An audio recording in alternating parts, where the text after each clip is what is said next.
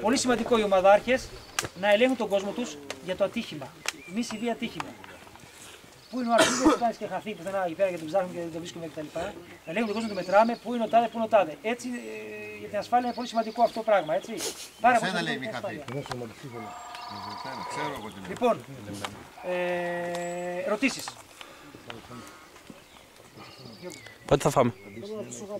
Από τη στιγμή μπορεί να είμαστε μια ομάδα που να είναι επιθετική, δηλαδή να έχει βρεθεί μέσα στο αυτό. Πώς θα διαβάσω εγώ που πρέπει να ανοίξω φακό για να σου μιλήσω? Έχω καρφώσει τη θέση μου.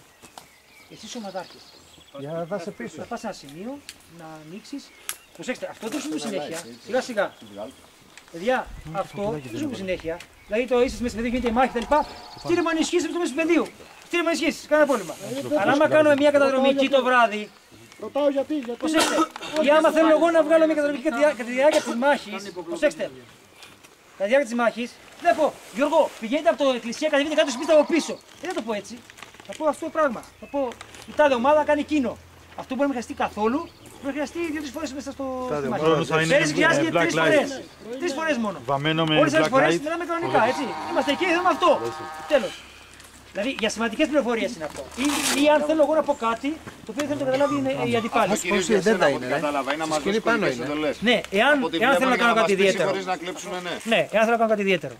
Και εσύ μπορεί να έχεις βρεθεί σε ένα σημείο περίεργο και να μην θες να καρφωθείς. Ναι, απλώς τα περισσότερα εκτός από λίγα από ό,τι βλέπω είναι για να μας δώσει εντολή χωρίς να πάρουν χαμπάρι τι γίνεται. Τι μπορεί να παρακολουθούν τις γραμμές.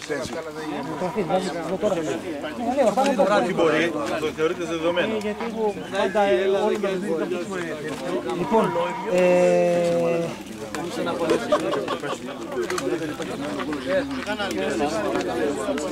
λοιπόν, η Αττική και η Αλφα είστε εφεδρεία στην αρχή του παιχνιδιού.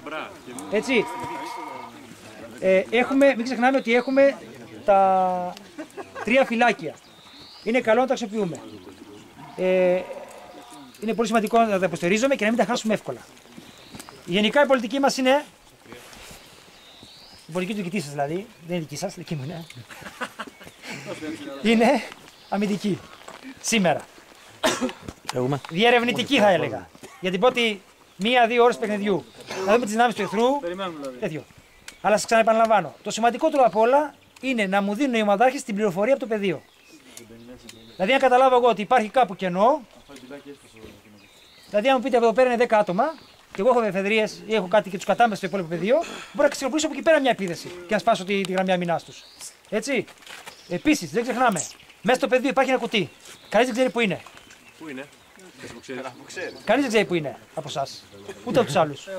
Κάπου είναι μέσα στο πεδίο. Τα μάτια σας ανοιχτά να βρουν το κουτάκι αυτό. Έτσι. Το παιχνίδι ξεκινάει σε 10 λεπτά. Ερωτήσεις.